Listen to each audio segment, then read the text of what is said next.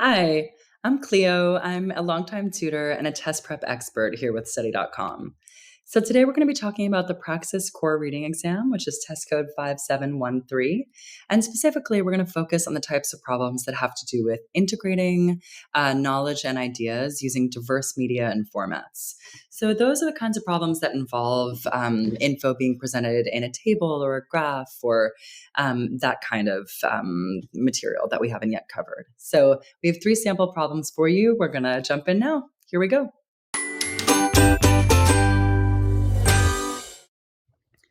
Okay, so our data is going to stay on the screen for all 3 problems, but let's check it out first to see what's going on. It says, what conclusion can be drawn from the data in the graph? Before looking at the answers, I want to know the gist of what this data is telling us. So looking at the graph, it seems like we have different categories based on the type of media being checked out from this library over the course of multiple years. So we have print books, ebooks, and audiobooks. It looks like the print books were the most popular in 2015 and then started to decrease over time in terms of the checkout numbers. The ebooks got a lot more popular over time, as did the audiobooks. So now we can check the answers. A, the popularity of print books has steadily increased from 2010 to 2020. Well, that's not true because it has gone down, so goodbye, A. B, the interest in ebooks and audiobooks has declined from 2015 to 2020. 2015 would be the orange, 2020 would be the gray. So have ebooks and audiobooks declined from orange to gray? No, they've gone up, so it's not that. Sorry, that was a little messy. Okay, C, the consumption of audiobooks has shown a significant increase from 2010 to 2020.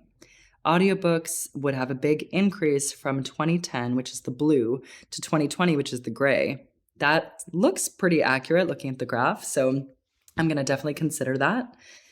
D, overall checkouts decreased from 2010 to 2020. From the first year to the last year, did overall checkouts decrease?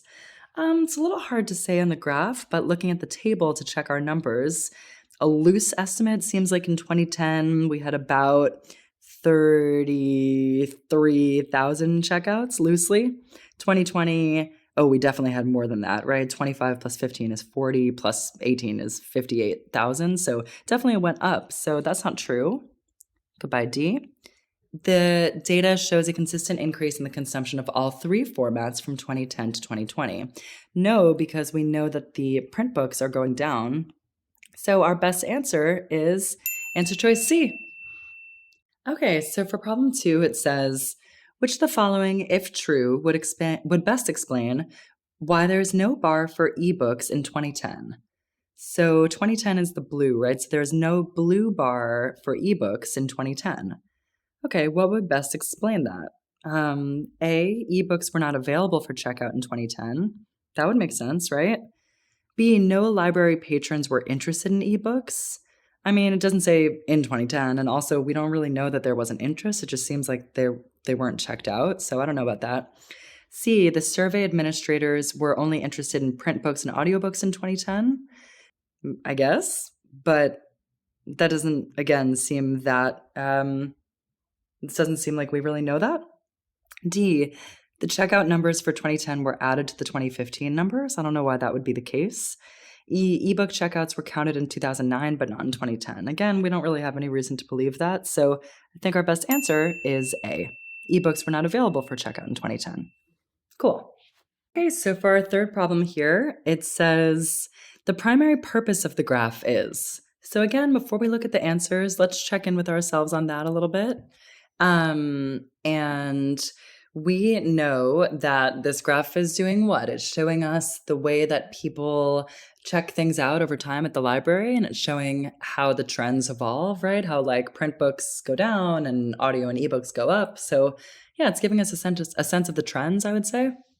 So A, to highlight the growing popularity of print books over the years. No, sadly, because the print book consumption has gone down. B, to show the decline in popularity of audiobooks over the years. Again, no, because if we look at audiobooks from blue to orange to gray, it goes up over time, so that's not true. C, to demonstrate that ebooks were not available for consumption in 2010. I mean, that's true. There's no blue bar for ebooks, but that's not the point of the graph, so no. D, to show changes over time in patrons' checkout preferences. Yeah, I'd say so. We're showing how the trends evolve. E, to emphasize the increase in sales of ebooks from 2010 to 2020.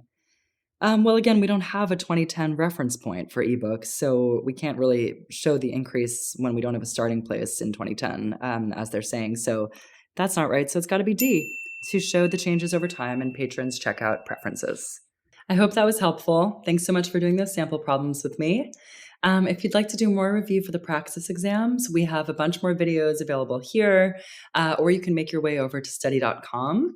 And as a member there, you'll find tons more content to review for Praxis and all other kinds of tests. You can see specific instruction related to specific topics. You can see many practice problems, and you can also see strategies to help you on test day.